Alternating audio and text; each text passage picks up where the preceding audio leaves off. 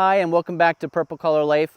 This is the start of a multi-part series about tractor decisions. So within this series, we'll be talking about new versus used, hydrostatic versus standard transmission, loader versus no loader, diesel versus gasoline, old, really old versus used. The purpose of this series is for anyone who's going to be tractor shopping. And I did a video long ago about the first piece of equipment you should buy if you've got land like us. So in today's video, we're going to narrow that down a little bit and say if you're buying a tractor, here's some of the decisions you need to think about before you make that purchase.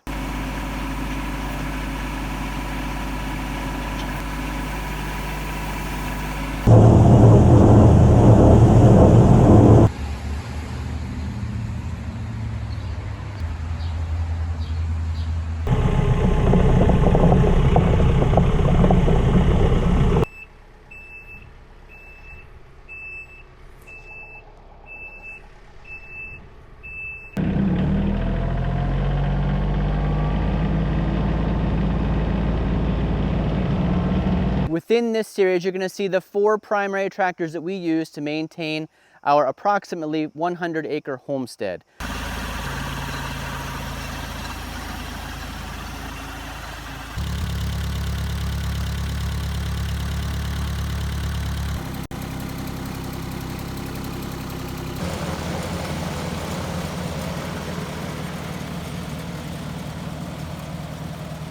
So we've got the 1948 Ford 8N. That tractor has been on this property since it was new. This is a multi-generation tractor that has been on this property through Shetland ponies, through my great aunt and uncle living there their entire life, through my parents building a house on family land, through me building a house on family land. We also have Dad's John Deere 750. So the 1948 8N is the oldest tractor in the fleet. Dad also has the John Deere 750. It's from the 80s. He uses that to mow 5 to 10 acres every single week. We've got the Ford Workmaster 641. We purchased this last year. So I've been using this to do a lot of brush hogging here on the land. It's nice to have another old Ford tractor to help out with tasks with the 8N. So I don't have to go down to the homestead to get the 8N. When I've got work to do here at my house, I can just use my own Ford Workmaster. And then of course, the tractor you saw very first on the channel, our John Deere 2210. I've had this tractor quite a while, and it was a huge step up from what I had had before, which was the Ford 2N. And by huge step up, I mean it's diesel, it has a front end loader. There's a lot of things I can do with it that I couldn't do with the Ford 2N. At the same time though, there's a lot of things I prefer to use the Ford Workmaster or the Ford 8N for. So those are all kind of things we're going to talk about. You're also going to see on these videos brand new Kubota tractors, brand new RK tractors, brand new John Deere tractors. If you've been following the channel, I have done a lot of research on new tractors and tractor shopping. We've got Kioti dealerships that we've been to and driven tractors. So you're going to see a lot of new tractors and some tractors we've had for quite a while. And that leads me to what we're going to talk about today, a new tractor versus an older tractor or a used tractor. And when I say used, I'm talking about something like this. Something that's probably more than 10 years old. Somebody else has already been the original owner. They traded it in or they sold it, and now it's a tool that you use on your property. Like I said, I've been kind of looking at new tractors for a couple years now, and I'd like to talk to you about the differences between a new tractor or something used. Now the first thing that you're going to think of, and the first thing that comes to my mind with new, is cha-ching. New tractors are a lot of money. So yes, you want to think about how much you're going to be using this tractor, what tasks will you be doing with the tractor, what needs do you have versus what wants do you have, and then what you can afford. So everyone's situation will be different. But I'll say that for me, one of the things I do a lot of is brush hogging. You can see I can have the brush hog here on this 1957 Ford Workmaster. So that can be done by a new tractor or an old tractor. Another thing I do a lot of is hauling firewood with a big tool rack. That can be done on this Workmaster, on the Ford 8N, on a new tractor, on a tractor like the John Deere. So pretty much any tractor can do those chores that I need them to do. So as you can see, there's some benefit to using an old tractor like this. I got this tractor with the brush hog and a 2-bottom plow for under $3,000. So that's a pretty good investment. It does a lot of what I need it to do. What this tractor can't do is front end loader work, and a lot of people buy a new tractor to get a front end loader. I'll make the argument that you don't have to even buy a new tractor for that. We've got the John Deere 2210 with the Artillian pallet forks, and I use those pallet forks on the John Deere 2210 more than any other implement. I use those pallet forks for lifting everything. I use them to move firewood in the IBC totes. I used them previously to lift the fifth wheel hitch out of the back of our truck. Anything that is fairly heavy, rather than hurting my back, I will find a way to use the front end loader with the pallet forks. Let's talk about a cab. So a lot of people, if they're tractor shopping, may be interested in a cab. Again, not something you necessarily have to buy new for. We've got the aftermarket Curtis cab on our John Deere 2210. Not only that, but inside it we've got heat, auxiliary lights, a windshield wiper. So another argument that's possible to get some of the things that you want in an older tractor versus a new tractor. So let's talk about some of the disadvantages of an older tractor. Obviously with a new tractor, you're gonna get a brand new machine, a brand new warranty. So there's that peace of mind. Thinking about, for example, the RK tractors, you're gonna have an 8-year warranty with that machine. That's pretty impressive. That means that if you're gonna be working that tractor a lot, for the first 8 years, you don't really have to worry about many problems. As long as you do the routine maintenance, anything that goes wrong, as long as you weren't abusing something, should be covered by that warranty. Now the flip side of that coin is newer tractors are sometimes more expensive to repair. This old Ford Workmaster I can take pretty much to any garage mechanic or any old farmer, and they can fix just about whatever's wrong with this. In fact, there's a lot of work that I can do on this tractor by myself without even paying somebody else to do it. I would probably venture to guess that if I had a brand new Kubota, brand new John Deere, brand new Kioti, brand new RK tractor, there would be some things that I wouldn't be able to do or wouldn't want to try to do on my own on a brand new machine. Now obviously regular maintenance I think I could handle, oil changes, hydraulic fluid changes, those kind of things are pretty straightforward, and there's a lot of great videos online to help you out. I should probably interrupt here and say if you're not already a subscriber to Purple Collar Life and you like this kind of content about tractors, rural living, camping, trucks, cars, outdoors, go ahead and click that subscribe button and follow us along on our adventure. If you're enjoying this video so far, give us a big thumbs up, and if you want to make sure you see the rest of this series about tractor decisions to make before you buy a tractor, go ahead and click that bell so that you get notified when we put out the next videos. I am certainly not an expert on all things tractors, so leave those comments down below, tips for other people. But I will say, and it's hard for me to say this, I've pretty much grown up around tractors. From the time I was young, we had horses that we took care of, and as you know, when you have horses, that usually means you've got stalls to clean, you've got hay to make, and you've got land to keep. So we've had a tractor pretty much my entire life.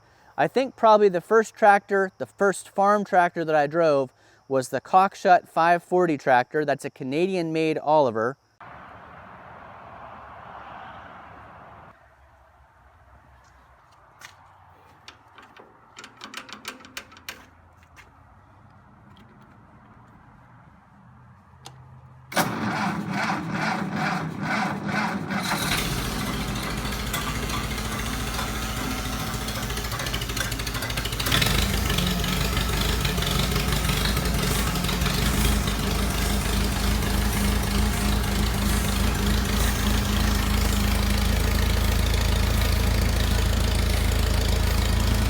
I'll see if I can find a clip of that tractor here and insert it. But it was another tractor from 1957. That one was pretty amazing because it had live PTO and live hydraulics. Very advanced, and power steering. Very advanced for a tractor of that time.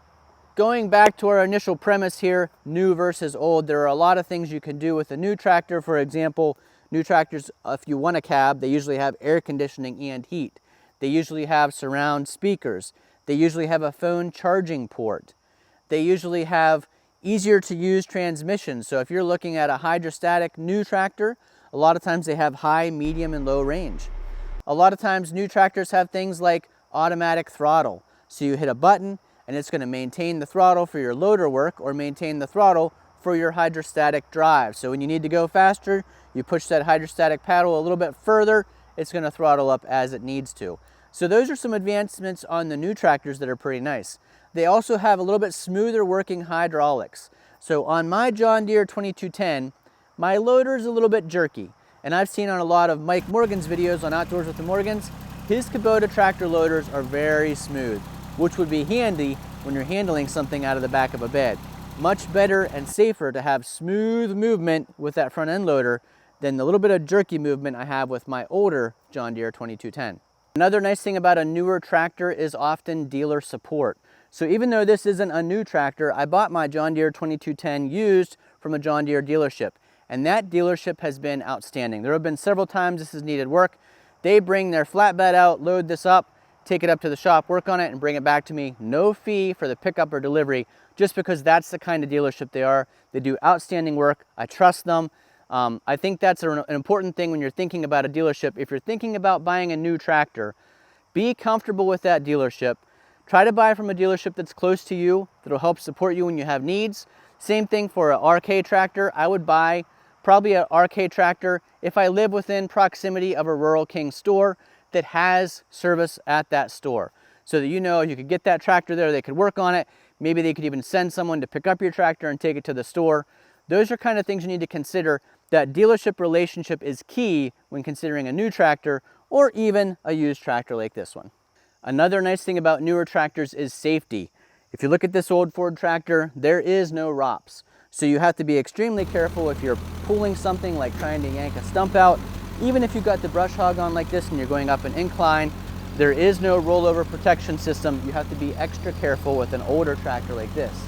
You can see the John Deere 2210 does have the ROPS, but it is not a foldable ROPS. So what that means is that I cannot take this tractor in a standard garage door. The top hits the garage door. So the advantage of some of the newer tractors are the ROPS typically fold down. There are other safety features built into the newer tractors that you won't find on an older tractor like this. That's another thing to consider. Another consideration if you're thinking old versus new, a lot of the things work a lot better on a new tractor. So for example, a lot of older tractors may not have live PTO. This tractor does not. That means that I have to engage the PTO through the transmission. I can't just turn it on the fly. And this tractor has to have the clutch out for the PTO to be running. So I either have to be in gear moving with the clutch out or sitting still holding the brakes in neutral, let the clutch out for the PTO to run. Those are things to consider. Most new tractors are live PTO. The other thing is this tractor does have live hydraulics. So I can raise and lower my 3-point hitch without having the tractor in gear and without having the PTO running. But older tractors like our Ford 8N, the PTO has to be running to run that hydraulics for the 3-point hitch to lift. On most new tractors, the hydraulics are completely independent. You don't have to have the PTO running. You don't have to be in gear. The clutch doesn't have to be out. You can run those hydraulics up and down for your 3-point hitch. So for the tasks that I do most often, we found that under $3,000 gets it done. And I could actually buy multiple of these, have 2, 3, or even 4 tractors, and still be less money than a brand new tractor. At the same time, there are those advantages to having a new tractor. So leave those comments down below, things you think are pros and cons of new tractors versus old tractors. This tractor and the Ford 8N have stood the test of time. That 1948 Ford 8N tractor has lasted our family for generations, continues to run like a top. It's a great machine. This 1957 Ford Workmaster runs great. We had that issue with the carb adjustment, with the timing. That's all fixed now. This thing also runs like a top. So here we are, over 60 years old, and this tractor still does the things I need it to do. Hopefully you enjoyed part 1 of our tractor decision series. This was new versus old or new versus used. In our future videos, we'll talk about whether or not you need hydrostatic transmission, whether or not you need front end loader, whether or not you need a cab enclosure. Lots of decisions that you make when you're tractor shopping. Hopefully this series helps you out. Hopefully this series gets a good discussion going down in the comments below. So leave those comments. Thanks for watching. We'll see you again in part 2 of the Tractor Decision series.